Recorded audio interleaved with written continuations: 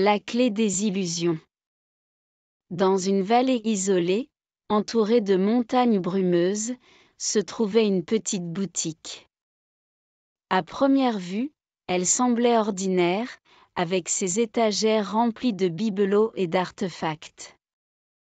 Cependant, cette boutique avait quelque chose de particulier, elle vendait des illusions. Le propriétaire, un vieil homme nommé Gustave, avait hérité de la boutique de ses ancêtres. Les clients venaient de loin, attirés par les promesses de vivre leurs rêves les plus fous, de visiter des mondes lointains ou de rencontrer des êtres chers disparus. Pour entrer dans ces illusions, une clé était nécessaire. Et Gustave détenait la clé des illusions. Un jour, une jeune femme prénommée Léa entra dans la boutique. Elle avait entendu parler des merveilles de cette boutique et souhaitait vivre une aventure. Gustave, avec un sourire mystérieux, lui présenta une clé dorée ornée de pierres précieuses. Chaque clé ouvre une porte vers une illusion différente, expliqua-t-il. Mais n'oublie pas, ce que tu verras n'est pas réel. C'est une création de ton esprit, une évasion temporaire de la réalité. Léa acquiesça, prit la clé et la tourna dans la serrure d'une porte en bois ancien. Elle se retrouva instantanément dans une forêt enchantée, où des créatures magiques se promenaient librement. Elle se lia d'amitié avec des elfes, vola sur le dos d'un dragon et dansa sous la lueur des lucioles. Mais au fil du temps, Léa commença à se sentir insatisfaite.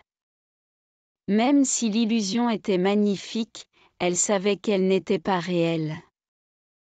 Elle se sentait seule et vide, réalisant que rien de ce qu'elle vivait n'avait de véritable signification. Après ce qui sembla être des années, Léa décida de retourner à la réalité.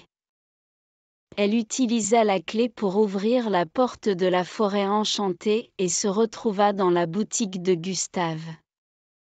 Le vieil homme l'accueillit avec un sourire bienveillant. « Comment était ton voyage ?» demanda. « C'était merveilleux, » répondit Léa, « mais je me suis rendu compte que je préfère la réalité, avec toutes ses imperfections, à une illusion parfaite. » Gustave hocha la tête. C'est une leçon que beaucoup apprennent à leurs dépens.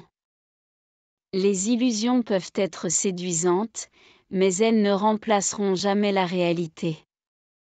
Léa remercia Gustave et quitta la boutique, déterminée à apprécier chaque instant de sa vie réelle, avec ses hauts et ses bas. Elle avait compris que le bonheur ne se trouvait pas dans la fuite de la réalité, mais dans l'acceptation et l'appréciation de chaque moment. La boutique de Gustave continua d'attirer des clients, curieux de vivre leurs rêves les plus fous. Mais au fond, la plupart d'entre eux découvraient la même vérité que Léa. La réalité, aussi imparfaite soit-elle, est plus précieuse que n'importe quelle illusion. Et ainsi, la clé des illusions demeurait un rappel que la vraie magie ne se trouve pas dans les mondes imaginaires, mais dans la beauté et la complexité de la vie réelle. Le manoir des chuchotements. Au cœur d'une forêt dense et ombragée, à l'écart des sentiers battus, se dressait un grand manoir en pierre.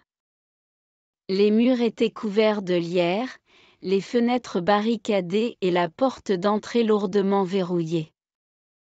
Malgré son apparence abandonnée, ce manoir était connu dans les légendes locales comme le manoir des chuchotements. On racontait que chaque nuit, des murmures se faisaient entendre venant de l'intérieur.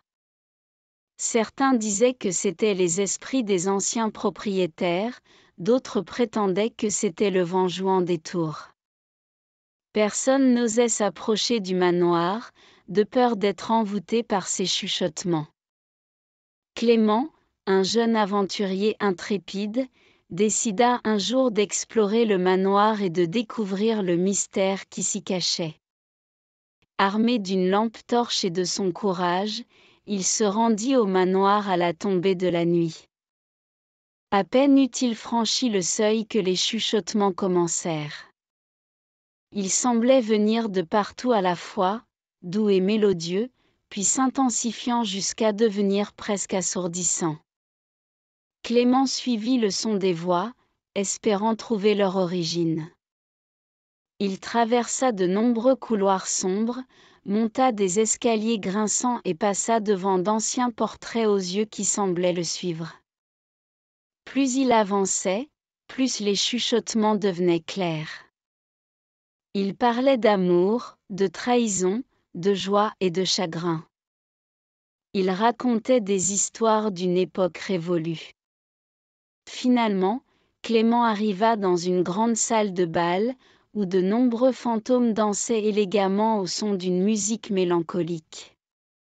Au centre de la salle, une femme en robe de soirée jouait du piano, les yeux fermés, perdue dans sa musique. Clément s'approcha d'elle et lui demanda doucement : « Qui êtes-vous ? » La pianiste ouvrit les yeux et répondit d'une voix douce : « Je suis Élise, l'ancienne maîtresse de ce manoir. Ces chuchotements que tu entends sont les souvenirs de toutes les personnes qui ont vécu ici.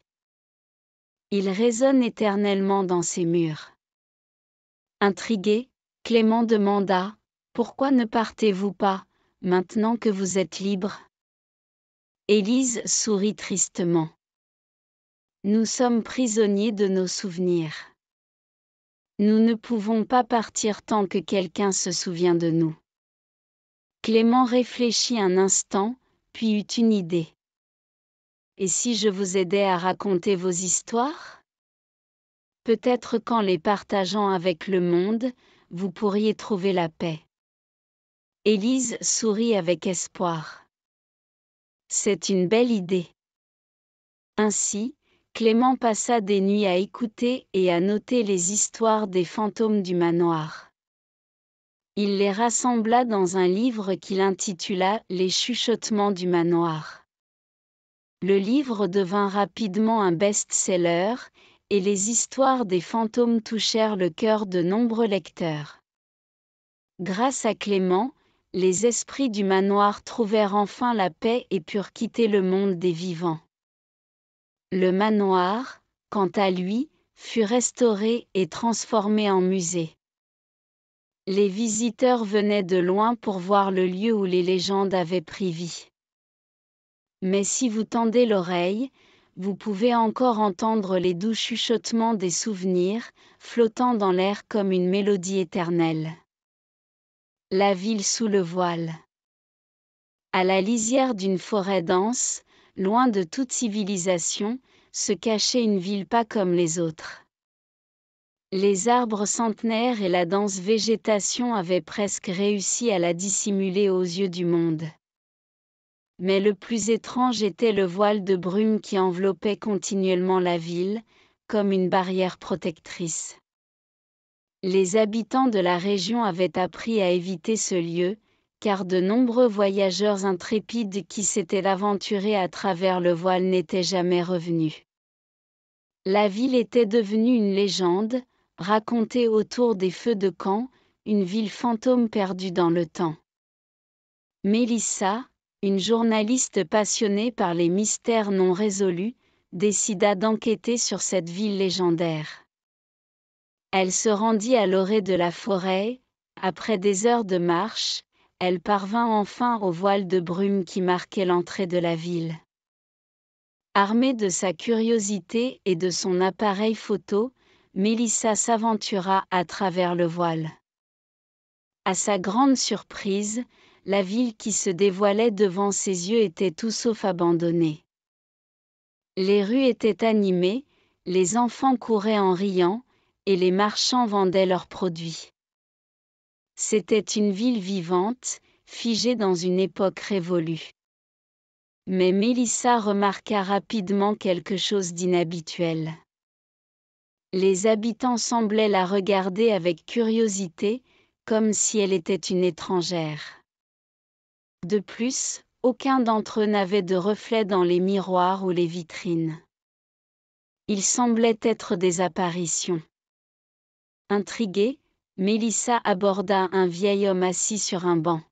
« Pouvez-vous m'expliquer ce qui se passe ici ?» demanda-t-elle. L'homme sourit doucement. « Vous êtes entrée dans la ville sous le voile, jeune femme. Ici, le temps s'est arrêté. Nous sommes les âmes de ceux qui vivaient autrefois dans cette ville, et nous sommes prisonniers de cette brume éternelle. » Mélissa était abasourdie. « Mais pourquoi êtes-vous prisonnier ?» Le vieil homme soupira. « Il y a longtemps, un sorcier jaloux a jeté un sort sur la ville, la condamnant à rester cachée sous ce voile pour l'éternité. Nous, les âmes des habitants, sommes coincés ici, incapables de trouver la paix. » Mélissa réfléchit un instant. Il doit y avoir un moyen de briser ce sort. Je suis prête à vous aider. Avec l'aide du vieil homme et d'autres habitants, Mélissa se lança dans une quête pour trouver un moyen de libérer la ville. Ils découvrirent que le cœur du sortilège était un cristal caché dans la tour la plus haute de la ville. Après de nombreux obstacles, Mélissa parvint à atteindre le cristal. En le touchant, elle ressentit une puissante énergie. Se rappelant une ancienne incantation qu'elle avait lue dans un grimoire, elle la récita. Un éclair de lumière éclata, et la brume qui entourait la ville commença à se dissiper. Les habitants, un à un, commencèrent à disparaître, laissant derrière eux des sourires de gratitude. Lorsque Mélissa sortit de la ville, la forêt avait repris ses droits, et il ne restait plus aucune trace de la ville sous le voile. Mais Mélissa savait qu'elle avait libéré les âmes prisonnières et leur avait donné la paix qu'elles méritaient. Elle retourna dans le monde moderne, son appareil photo rempli d'images d'un lieu que personne ne verrait jamais. Mais plus que des photos, elle rapporta avec elle une histoire incroyable, prouvant que parfois, la légende et la réalité ne sont pas si éloignées.